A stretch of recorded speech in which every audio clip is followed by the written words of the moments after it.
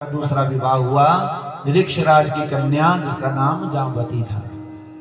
गुफा के अंदर ये विवाह हुआ और अंदर मणि को साथ में लेकर एक कन्या के साथ विवाह करके भगवान बाहर आए। द्वारिका वासियों के साथ उस जाम्बवती को साथ में लेकर द्वारिका में रहने लगे। ये दूसरा विवाह जाम्बवती के साथ हुआ। मणि को लेकर सत्राजित के पास गए। सत्राजित, इस चोरी का झूठा आरोप तूने मुझ पर लगाया है। ये तेरी मणि और तेरा भाई तो हिंसक पशुओं के द्वारा मारा गया है, मैंने नहीं मारा तेरे भाई को। सत्राजित बड़ा शर्मिंदा हुआ, कहने लगा भगवान बहुत बड़ा अपराध हो गया, मैंने आप पर वैसे ही शक कर दिया, मेरे अपराध को क्षमा करो। और मेरी एक कन्या है जिसका नाम सत्यभामा है, आप इस कन्या को भी मैं आपको प्रदान करता हूं और दहेज के रूप में ये मणि भी आप ही रखो। तीसरा विवाह भगवान का सत्राजित की कन्या सत्यभामा से हुआ। प्रेम से बोलो जय श्री राधे। सुखदेव कहने लगे चौथा विवाह भगवान का कालिंदी नाम की कन्या से हुआ। इसको यमुना रानी भी कहते हैं, क्योंकि जब भगवान बाल रूप में आए थे ना, तो जब भगवान वसुदेव जब भगवान को टोकरी में उठाकर जमुना पार कर रहे थे, माँ यमुना की इच्छा हुई कि स्वामी के दर्शन करूं, चरणों को पखारूं। भगवान ने कहा अभी मैं छोटा बाल अवस्था में हूँ, जब बड़ा हो जाऊंगा तेरे साथ विवाह करूंगा। चौथा विवाह यमुना रानी से भगवान ने किया। और पांचवा विवाह भगवान का मित्रविंदा नाम की कन्या से हुआ। मित्र और विंद नाम के दो भाई थे, इनकी एक बहन थी मित्रविंदा। ये पांचवा विवाह भगवान का हुआ। छठा विवाह नग्नजित नाम की कन्या से हुआ।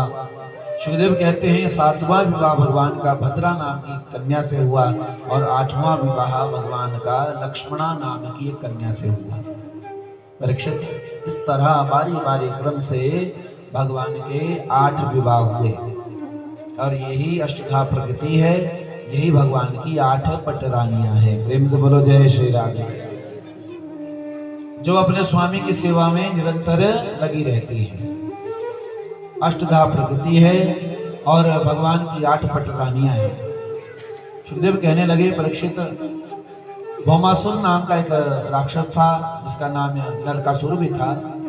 एक बार इसने संकल्प किया कि मैं 1 लाख कन्याओं के साथ एक ही लगन पर एक ही समय में एक ही वेदी पर विवाह करूंगा। तो इसको पूर्ण करने के लिए, संकल्प को पूर्ण करने के लिए इस भौमासुर ने अपने जेल खाने में 16,100 कन्याओं को कैद कर रखा था। संख्या अभी 16,100 थी। सुखदेव कहने लगे एक दिन इन सब कन्याओं ने भगवान से, द्वारिकाधीश से प्रार्थना करी मन ही मन, आप सबको अपनाते हैं भगवान, हमें भी अपनाओ और इस भौमासुर की नगरी से हमको मुक्त करो। भगवान ने करुण पुकार सुनी और भौमासुर की नगरी पर आक्रमण किया। भौमासुर का उद्धार किया भगवान ने और भौमासुर का उद्धार करके सुखदेव कहते हैं परीक्षित, भगवान ने उन सब कन्याओं को मुक्त किया। भगवान ने कन्याओं से कहा चली जाओ अपने अपने घर को।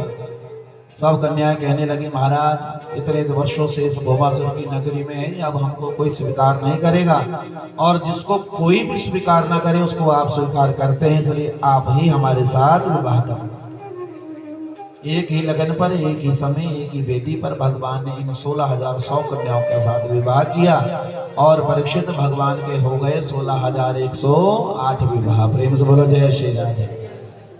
और इसी तरह भगवान की प्रत्येक रानी से घर आंगन में 10-10 बेटे हुए और एक एक कन्या प्रत्येक रानी से हुई भगवान की। सुखदेव कहते हैं परीक्षित, और इनके भगवान के जो बच्चे हुए इनके भी सब आगे 11-11 बच्चे हुए। भागवत में भगवान के कितने बच्चे हुए, कितने आगे पोते हुए, पड़ोते हुए, कोई संख्या नहीं है। 56 करोड़ से भी ज्यादा कहीं इन यदुवंशियों की संख्या हो गई। गिनी 56 करोड़ तक, बस उसके बाद थक गए सब संत महात्मा लोग। परंतु भागवत में चर्चा आई है बंधु 33 करोड़ 88 लाख मास्टर थे जो भगवान के बच्चों को विद्या पढ़ाते थे। प्रेम से बोलो जय श्री राधे। अब अनुमान लगा लो कितनी संख्या होगी भगवान के बच्चों की, आगे पोतों की। सुखदेव कहते हैं परीक्षित, भगवान के रुक्मणी जो सबसे बड़ी रानी है, इसके गर्भ से सबसे बड़ा पुत्र प्रद्युम्न हुआ। ये पूर्व जन्म में कामदेव का अवतार है। जब भोले बाबा ने तीसरा नेत्र खोला था, कामदेव को भस्म कर दिया था, तो कामदेव जलकर भस्म हो गया और कामदेव की पत्नी रति ने भोलेनाथ से कहा, भगवान मेरे पति को आपने समाप्त कर दिया, अब मुझे मेरे पति कैसे मिलेंगे? तो भोलेनाथ ने कहा था, जब यदुवंश होई कृष्ण अवतारा, जब यदुवंशियों में कृष्ण का अवतार होगा तो भगवान का बेटा बनकर तेरा पति प्रद्युम्न के रूप में पैदा होगा, उस समय तू अपने पति को स्वीकार कर ले। तो आज ये भगवान का रुक्मिणी के गर्भ से भगवान का प्रथम बेटा जिसका नाम प्रद्युम्न है, यही कामदेव का अवतार है, यही कामदेव है। रति ने पति के रूप में उस प्रद्युम्न को स्वीकार किया। सुखदेव कहते हैं, परीक्षित, मैथुनी सृष्टि का पुनः निर्माण प्रारंभ हुआ और इस प्रद्युम्न के आगे चलकर अनिरुद्ध नाम का एक बेटा हुआ। अनिरुद्ध ये भगवान का पोता, अनिरुद्ध नाम का एक बेटा हुआ। सुखदेव कहने लगे, परीक्षित, एक बार भोलेनाथ और कृष्ण भगवान का आपस में युद्ध हो गया। इधर गंगा घाट पर सुखदेव कहने लगे, परीक्षित ने प्रश्न पूछ दिया, बाबा ये तो दोनों महादेव हैं, महादेव और कृष्ण, ये दोनों आपस में क्यों लड़ गए, ऐसा क्या हो गया?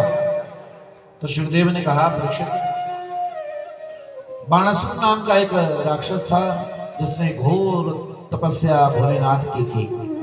ऐसा जैसा तांडव नृत्य भगवान भोलेनाथ करते हैं, इस बाणासुर ने भी घोर तांडव नृत्य करके भोलेनाथ को रिझाया और बदले में वरदान मांगा। क्या भगवान आप मुझसे प्रसन्न हैं, बहुत खुश हैं, तो मुझको आशीर्वाद देना कि आपका दर्शन मैं अपने दरवाजे पर निरंतर करता रहूं। प्रेम से बोलो जय श्री राम। जैसा वरदान बलि को भगवान कृष्ण ने दिया था, ऐसा ही वरदान बाणासुर ने भी भोलेनाथ से मांगा।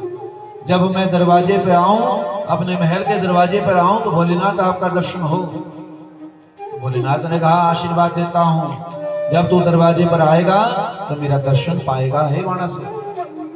तो भोलेनाथ बाणासुर की नगरी की रक्षा करते हैं, द्वारपाल बनकर खड़े हैं।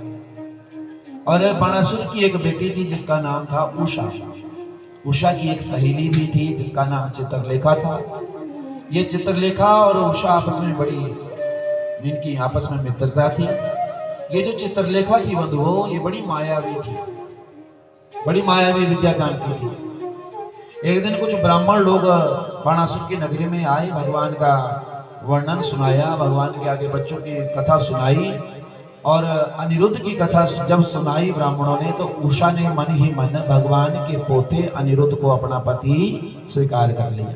मैं तो विवाह करूंगी तो भगवान के पोते से करूंगी। ये मन की बातें सब बाणासुर की उस बेटी उषा ने अपनी सहेली चित्रलेखा से कहा, कर कुछ।